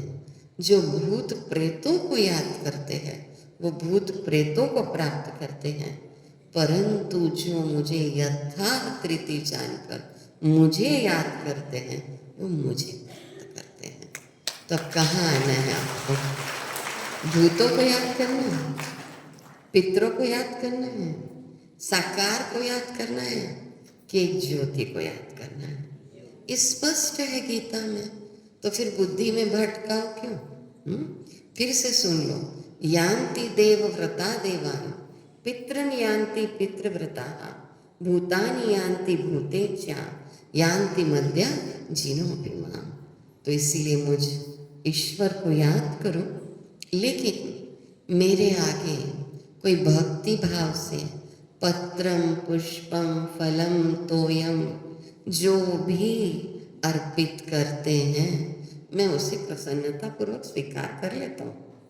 हालांकि मैं ज्योति स्वरूप हूँ, लेकिन मैं सब स्वीकार कर लेता हूँ, और शुद्ध भाव से उनकी भी है ना वस्तु स्वीकार करके उनकी मनोकामना पूर्ण करता हूँ। मन मना भव मद भक्तो मध्याजी माम नमस्कुरु मामे वैश्यसी युक्त वैभव आत्मानं मत परायण। अर्थात सदैव मेरा चिंतन करने वाले मेरे भक्त बनो अर्जुन, सब अर्जुन सुन रहे हैं, अर्जुन समझ रहे हैं ना सब। मेरे भक्त बनो, मुझे याद करो, तन मन समर्पण कर दो मेरे आगे, तब तुम मुझे प्राप्त हो जाओगे। तो भय रहित जीना ही जीना है। अगर आपने कोई चोरी नहीं की है ना, तो किसी से डरने की कोई बात नहीं है। जिसका जीवन खुली किताब हो वही वास्तव में स्वतंत्र है। और अपने बारे में की जा सकने वाली सबसे अच्छी सकारात्मक टिप्पणी है कि मैं खुली किताब हूँ। कमजोरी भी रख दो अपनी सबके सामने, क्या चाहता है, काहे घुमावदार भाषा में बोलना कि मैंने नहीं किया, ये नहीं किया, ऐसा है वैसा। जो हूँ जैसी हूँ प्रभु तेरी हूँ, तेरे कांटों से भी प्यार, तेरे फूलों से भी प्यार, ठीक। लेकिन आप दीवार से कब तक टकराते रहेंगे? आप खून से लथपथ हो जाएंगे, लेकिन दीवार आपके लिए रास्ता नहीं छोड़ेगी। आप कब तक अपने भाग्य को कोसते रहोगे और किसी आम के पेड़ के नीचे बैठकर संतरा टपकने की आशा करते रहोगे? चाहे आप खुद खत्म हो जाए, लेकिन आम के पेड़ से संतरा नहीं टपकेगा। जो है वो है, और जो नहीं है वो नहीं है। प्रबुद्ध होने का अर्थ है ये जानना कि आप क्या थामे रखें और क्या छोड़ दें, है ना? तो क्या छोड़ना है? क्यों किसी की वो ऐसी है, वो ऐसा है, हम लोग बहुत पकड़े रहते हैं, ठीक है। अगर मान लीजिए ये गुलदस्ता है ना, ये गुलदस्ता हल्का है कि भारी है? हल्का है। अच्छा, मैं इसी पोजीशन में कितने देर पकड़ सकती हूँ? हल्का है तो इसी पोजीशन में आधा घंटा, 15 मिनट, आधा घंटा। क्यों कहा आधा घंटा? हल्का है ना, 24 घंटा पकड़ लो। नहीं, पोजीशन एक ही है, तो हाथ में दर्द होने लगेगा, फिर झुनझुनी आ जाएगी, फिर हो सकता है पैरालिसिस अटैक भी हो जाए अगर एक ही पोजीशन में पकड़े रहेंगे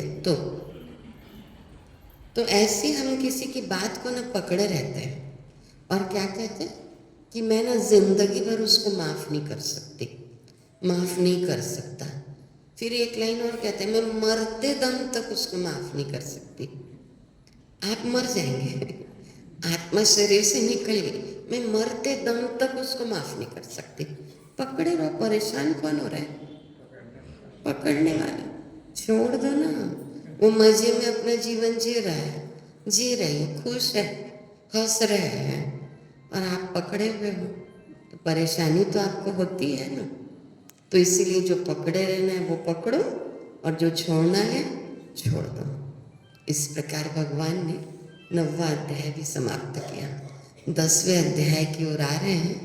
इस अध्याय में भगवान अपनी दिव्य विभूतियों का वर्णन करते हैं ताकि अर्जुन जान सके वे किस तरह, मतलब हर स्वरूप में भगवान को आप कैसे महसूस करें।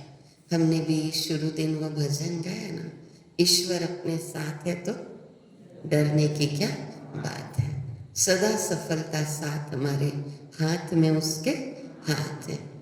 तो वो बताते हैं, और एक गीत बहुत अच्छा है, मैंने सुबह की क्लास में शायद बजवाया था कि तुम जहाँ भी बैठ के जाते हो, जिस चीज़ को हाथ लगाते हो, मैं वहीं पे बैठा रहता हूँ, उस चीज़ को छूता रहता हूँ।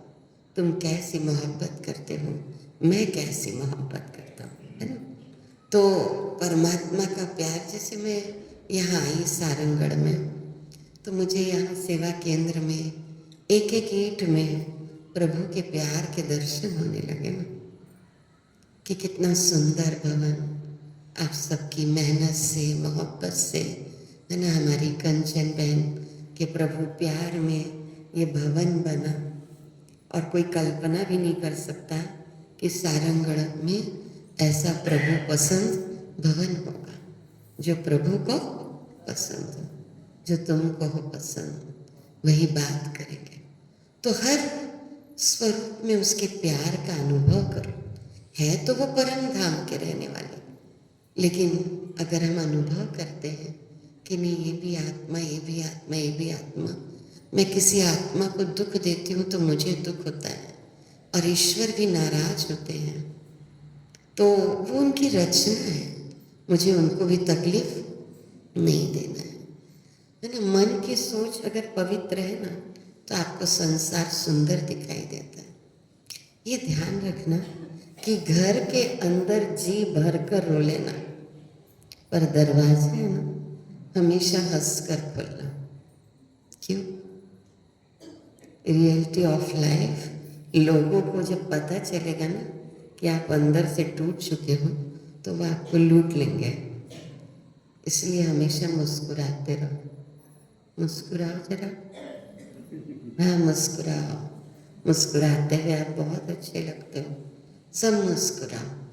आप क्रोध करते समय फटाफट आईने के सामने चले जाओ, अपने आप को ही अच्छे नहीं लगेंगे तो दूसरे को अच्छे नहीं लगेंगे ना। तो भगवान ने कहा, भूय एव महाबाहो शृणु में परमं वचः यते हम प्रिय माणाय वक्ष्यामि हित काम्यया। अर्थात आनंदमयी भगवान ने कहा कि अब पुनः मेरे दिव्य उपदेशों को सुनो अर्जुन, तुम मेरे प्रिय सखा हो, इसीलिए मैं तुम्हें कल्याणकारी मार्ग बताऊंगा। यो माम अजम अनादिम च वेत्ति लोक महेश्वरम असम्मूढ़ समृद्धिषु सर्व पापे प्रमुच्यते। यानी जो मनुष्य मुझे अजन्मा, अनादि और संपूर्ण लोकों का ईश्वर मानते हैं। 3 लोक हैं, साकारी मनुष्य लोक, सूक्ष्म लोक और परम धाम।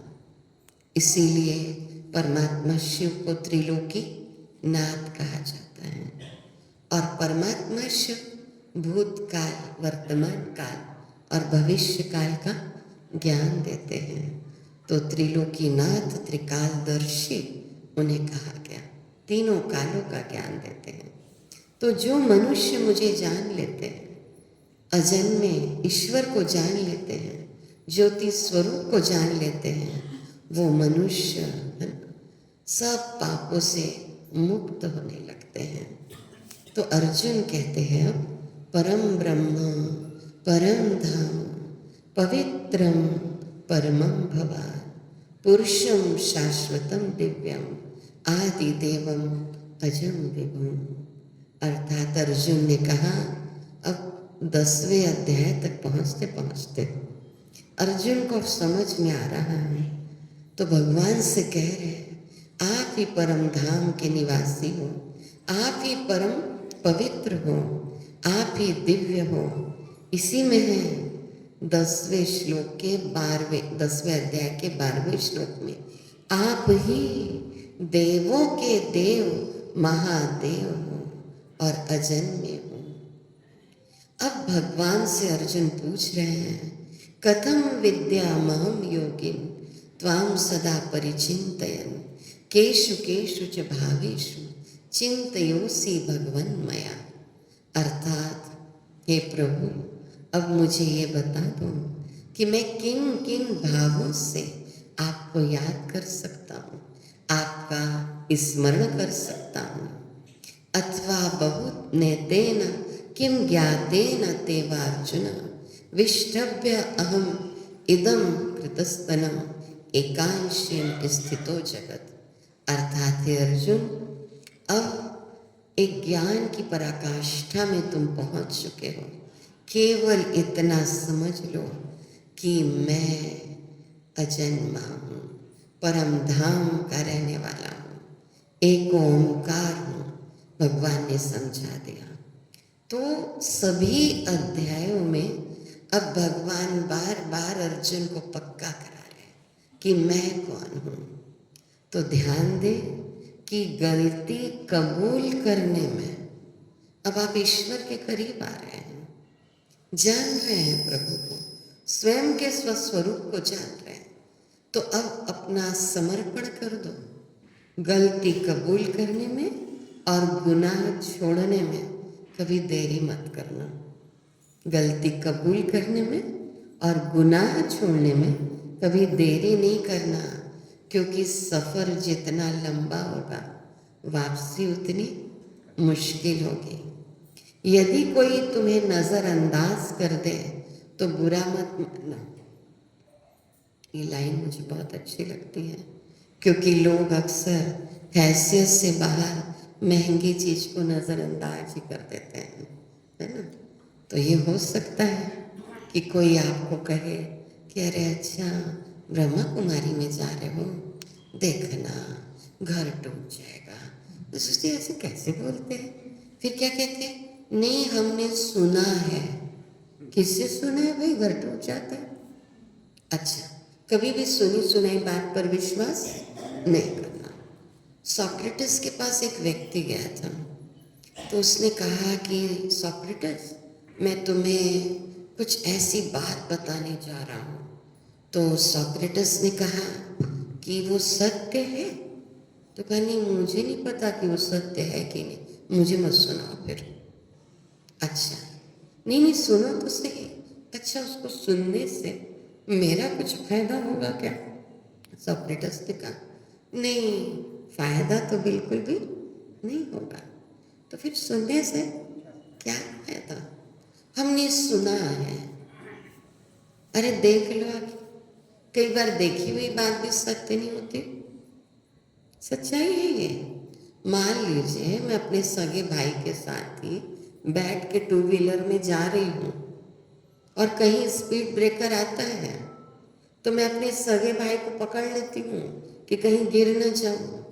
तो कुछ लोगों ने मुझे देखा, मान लो 5 लोगों ने, उन्होंने कह दिया अरे सफ़ेद वस्त्रधारिणी ब्रह्मा कुमारी थी, किसी को पकड़ी हुई थी, वो तो मेरा सगा भाई था।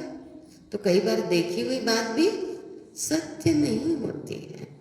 तो इसीलिए फिर पूछा कि फायदा होगा क्या मेरा कुछ? जब कुछ फायदा ही नहीं होगा तो उसको सुनने से फिर क्या फायदा? तो मत सुनो। तो 11वें अध्याय में भगवान अपना विराट रूप दिखलाते हैं। विराट रूप है ना, जिसमें 5 तत्वों का, आपने देखा होगा ना महाभारत में, एक तरफ से मनुष्य ऐसे आ रहा है, दूसरी तरफ से फिर देव रूप में निकल रहा है, फिर अग्नि तत्व बाहर निकल रहा है, जल तत्व बाहर निकल रहा है, एकदम फोर्स में। तो 5 तत्वों के द्वारा एक विनाश के दृश्य का साक्षात्कार, जिसको विराट रूप कहा गया। और उस विराट रूप को, महाविनाश को अर्जुन देख नहीं पा रहा है। उसकी आंखें विस्मय से एकदम हजारों सूर्यों से तेजोमय प्रकाश को देखकर वो विस्मय से भर जाता है और कहता है कि अपने साधारण स्वरूप में आ जाओ। तो ऐसे ही मैंने बताया था कि दादा लेखराज को, आप समझ सकते हैं किस प्रकार कलयुग के अंत में 1937 में दादा लेखराज को भी दिव्य साक्षात्कार हुए, विनाश का, भयंकर विनाश का। और इन्होंने कहा बस करो प्रभु बस करो, अब मैं और नहीं देख सकता। और फिर नई सृष्टि का साक्षात्कार कि एक एक सितारा उतर रहा है और राजकुमार राजकुमारी बनता जा रहा है। और ऐसी आवाज आए कि दादा ऐसी नई दुनिया की स्थापना तुम्हें करनी है। तो अपने जीवन के अंदर दिव्यता तो चाहिए ना। एक एक व्यक्ति बदलेगा, एक को देखकर दूसरा बदलेगा। हम ही ने कलयुग बनाया है। किसका किसका योगदान है कलयुग बनाने में? वो हाथ उठाओ। नहीं है, सबका है। सब क्रोध में आए, लोभ में आए, मोह में आए, काम विकार की अति में गए, अहंकार में गए।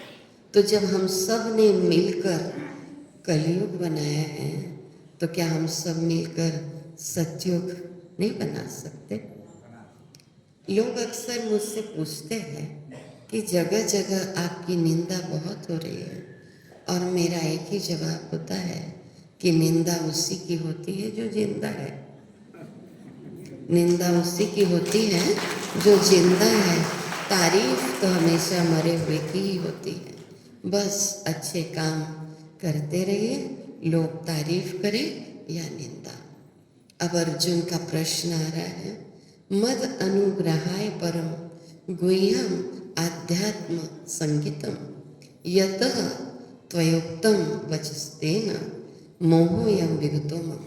अर्जुन ने कहा कि आपका इतना ऊंचा ज्ञान मुझे मिल गया प्रभु, अब मेरा मोह जो है ना नष्ट हो रहा है। 11वें अध्याय में कहा, मैंने विस्तार से सब कुछ जान लिया है, मैंने आपकी अविनाशी महिमा को जान लिया। हे परमेश्वर, आप वही हो जिसका वर्णन आपने मेरे समक्ष किया, परंतु मैं आपका विराट रूप देखना चाहता हूँ। और फिर मैंने विराट रूप की बात कही आपके आगे कि ऐसा विराट रूप, विनाश का भी साक्षात्कार अर्जुन को होने लगा और अर्जुन उसमें ऐसे खोया कि उसको अब लगा कुछ नहीं है, उसके अंदर युद्ध करने की इच्छा ही नहीं है। लेकिन उसे क्या मालूम था कि महाभारत के पहले मुझे इतनी ऊंची गीता ज्ञान, इतने ऊंचे गीता ज्ञान को सुनने का अवसर मिलेगा। अभी भी वही महाभारत वाली स्थिति है। आप जन्माष्टमी में पढ़िएगा पेपर में, सब ग्रह नक्षत्र तारों का संगम दिखाई दे रहा है, वही महाविनाश वाली स्थिति। और यही परमात्मा अवतरण की बेला चल रही है, पुरुषोत्तम संगम युग चल रहा है। तो भगवान ने समझा दिया कि जो मेरे प्रति अपने कर्तव्यों का पालन करेंगे, आसक्ति रहित हो जाएंगे, किसी से द्वेष नहीं रखेंगे, वो भक्त मुझे बहुत प्यारे लगेंगे और मैं उन्हें वो ऊंचाई दूंगा। भगवान ने वो गारंटी दे दी। तो याद रखिएगा कि क्रोध में कभी भी वो सब चीजें मत गवाइए जो आपने शांत रहकर कमाई थी। क्रोध का आवेग क्षणिक होता है लेकिन बहुत पावरफुल होता है। पहले दिन भी पूछा था, क्रोध करना अच्छा नहीं लगता ना, फिर भी करते हैं। दुनिया विरोध करे तो डरना मत, शांत रहना, क्योंकि जिस पेड़ पर फल लगते हैं ना, लोग उसी को पत्थर मारते हैं, लोग उसी को पत्थर मारते हैं। तो बहुत शॉर्ट में 2 मिनट में 12वां अध्याय लेते हुए, क्योंकि 6 षटक फिर ले लेंगे, शॉर्ट में ले रहे हैं, तो ये अध्याय भक्ति के महत्व पर केंद्रित है और भगवान को भक्त बहुत प्रिय है। लोग निंदा करें तो करने दो। याद रख लेना, आज का कौन सा थॉट लेकर के जा रहे हैं। लोग निंदा करें तो करने दो, सब लोगों को अपनी तरफ से छुट्टी दे दो, वे चाहे निंदा करें चाहे प्रशंसा करें, जिसमें वे राजी रहे करें। आप सबको छुट्टी दे दो तो आपको छुट्टी मिल जाएगी, करने दो। निंदा करे चाहे प्रशंसा करे, प्रशंसा में मनुष्य फंस सकता है पर निंदा से पाप नष्ट हो जाते हैं। कोई झूठी निंदा करे तो चुप रहो, सफाई मत दो। सत्य की सफाई देना सत्य का निरादर है। सत्य को सफाई की आवश्यकता नहीं है। दूसरा आदमी हमें खराब समझे तो समझने दो, उसका कोई मूल्य नहीं है। भगवान कभी भी दूसरे की गवाही नहीं लेंगे। क्यों मंजू दीदी कैसी थी जरा बताना?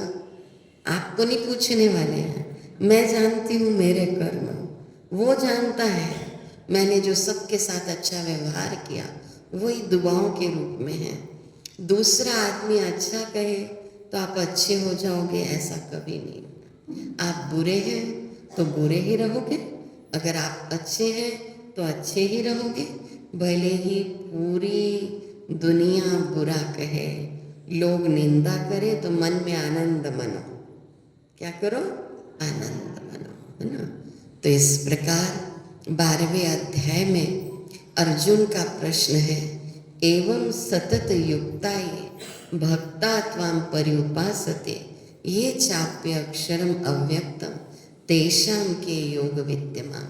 तो अर्जुन ने पूछा कि अब मेरा मन आप पर समर्पित होने को कर रहा है। ऐसा हम बहनों को हुआ है, यह अनुभव ऐसा तीव्रता में गया 16 वर्ष की उम्र में कि बस प्रभु जैसे खींच रहे हैं। और जो खिंचाव होता है, प्रेम का रस होता है, गोपियों के समान, वही योग है। और आनंद भाई भगवान ने कहा, बस अर्जुन मुझ में अपनी बुद्धि को स्थिर कर ले और मुझे याद कर। और इस प्रकार जो प्राणी किसी से द्वेष नहीं रखेगा, निंदा नहीं करेगा, वो मेरे में जैसे धीरे धीरे समाहित होता जाएगा, यानी मेरे प्यार में खो जाएगा। तो इसमें गुणों की बात है। तो थोड़ा सा 12वें अध्याय को कल हम लेंगे, फिर आगे बढ़ेंगे, क्योंकि आपको पहले भी बता दिया कि ये 7 दिन श्रीमद् भगवद गीता के आधार पर कोर्स है। फिर आपका बेसिक कोर्स चलेगा। तो कुछ तो यहाँ रेगुलर स्टूडेंट्स भी आ रहे हैं और कुछ नए भी आ रहे हैं, कुछ संबंध संपर्क वाले भी आ रहे हैं। तो जरूर मेरा नम्र अनुरोध रहेगा कि वो बेसिक कोर्स भी जरूर करें। 7 डेज 7 दिन, है ना। फिर जिनको एडवांस मन होगा, पूरा मेडिटेशन की प्रक्रिया को सीख जाइएगा। चलिए 2 मिनट ईश्वर की आराधना, परम शक्ति की याद। मैं ज्योति स्वरूपात्मा, पूरा शरीर प्रकाशमान। आज दूसरे षटक की ओर हम आगे बढ़ चुके हैं, 12वें अध्याय की समाप्ति की ओर। कल हम बहुत गहराई से तीसरा षटक शुरू कर देंगे। कहते हैं गीता का एक अध्याय भी सुनने से आत्मा को मुक्ति और जीवन मुक्ति की प्राप्ति होती है। जीवन मुक्ति अर्थात स्वर्ग, मुक्ति अर्थात परम धाम। पर हम सब रंगमंच पर हैं, तो रंगमंच पर दिव्य गुणों का आनंद लें। मैं आत्मा दिव्य प्रकाशवान, पूरा शरीर प्रकाशवान, प्रकाश में गया, धीरे धीरे शरीर से अलग हो रही और धीरे धीरे इस हॉल से बाहर उड़ चले परम धाम की ओर, इस साकारी मनुष्य लोक से अव्यक्त लोक की ओर, सूर्य चांद सितारों से पार, प्रकाश की दुनिया। बहुत हल्कापन है।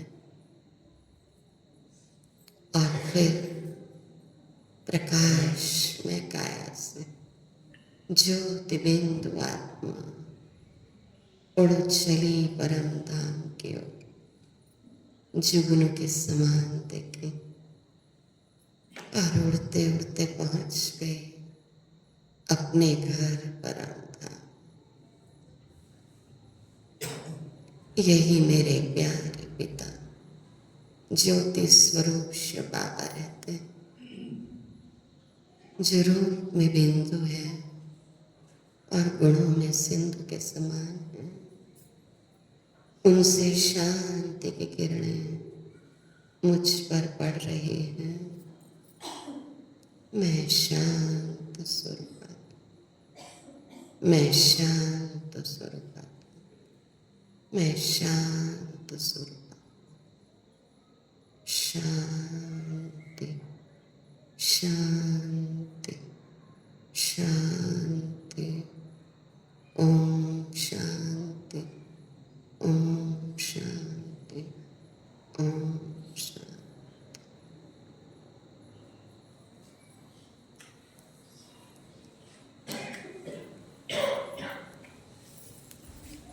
अब ये आरती होगी।